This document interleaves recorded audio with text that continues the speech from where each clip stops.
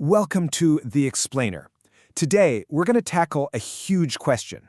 We're basically building a guide to the entire universe, right from its smallest, most fundamental pieces.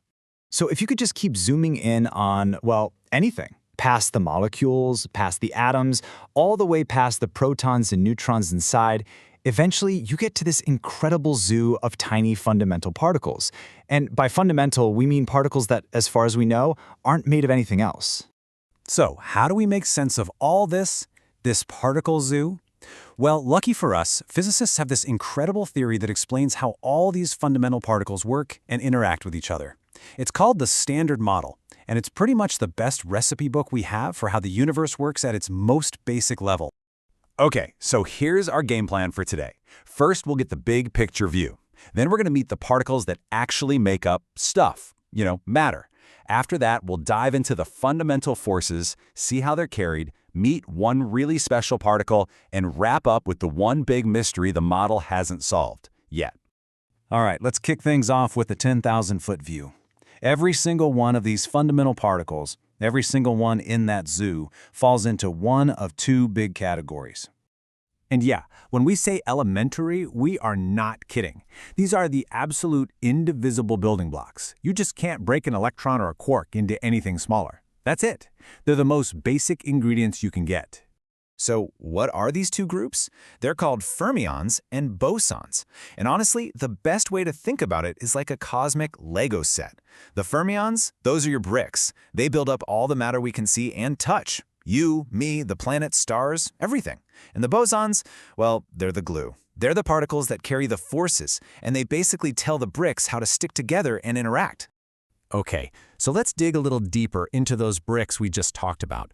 All the real tangible stuff in the universe, anything you can actually touch, it's all made from these guys, the fermions. And even within the fermion group, there's another split. These matter-building particles break down into two main families. You've probably heard their names before. They're called quarks and leptons. Okay, first up, quarks. These guys are super sociable, like they're the ultimate extroverts of the particle world. You never find them alone.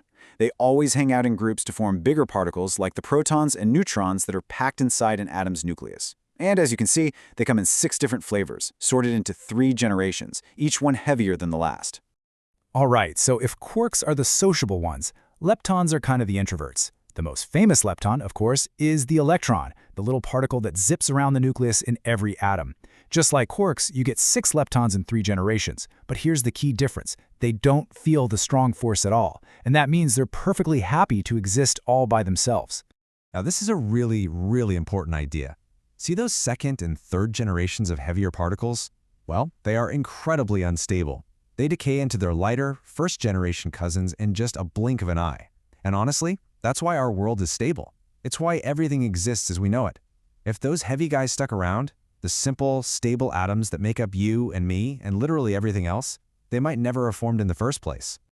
Okay, so we have our building blocks. Now let's talk about the rules of the game, the fundamental forces that tell those blocks how to stick together and interact.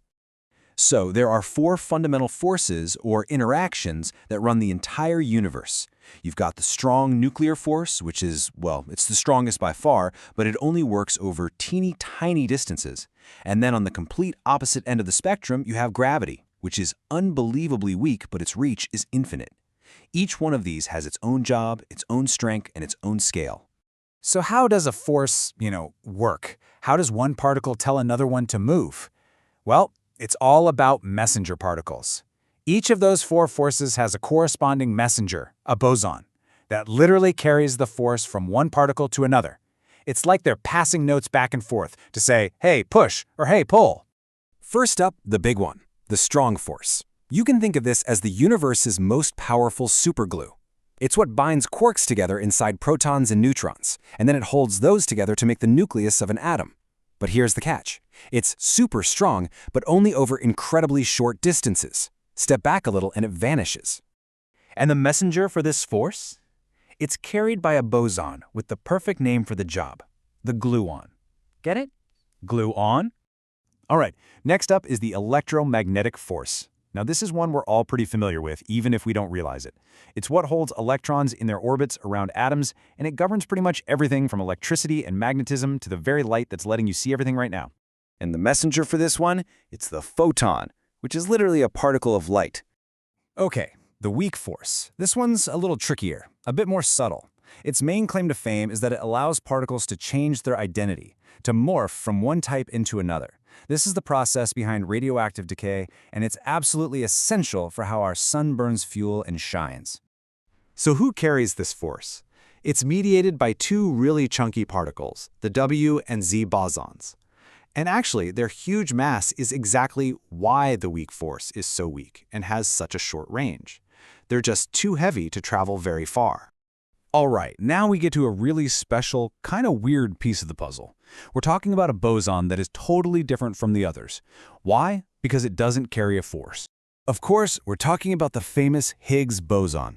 Its job is completely unique. See, the Higgs is connected to an energy field that fills all of space. I mean, all of it. Imagine this field is like a crowded room. Some particles, like photons, zip right through without interacting. They have no mass. But other particles get slowed down as they push through the crowd. The more a particle interacts with this Higgs field, the more drag it feels and the more mass it has. Okay, deep breath. We've met the bricks, we've met the glue, so let's put all the pieces of our cosmic Lego set on the table and see the beautiful, complete picture the standard model paints for us. And here it is, the whole shebang. You've got 12 matter particles, you have 4 force-carrying bosons that act as the universe's messengers, and then you have the one special Higgs boson that gives everything mass. Together, these particles and their interactions make up the standard model. And what's incredible is that this model explains just about every single experiment we've ever done. It's insanely successful. But, and there's always a but in physics, isn't there? For all of its incredible success, the standard model is not the final story. It's incomplete. It gives us a beautiful description of the strong, weak, and electromagnetic forces, but it says absolutely nothing about the fourth one, gravity. Trying to figure out how to weave gravity into this picture to create a true theory of everything, well, that remains one of the biggest, most exciting unanswered questions in all of science.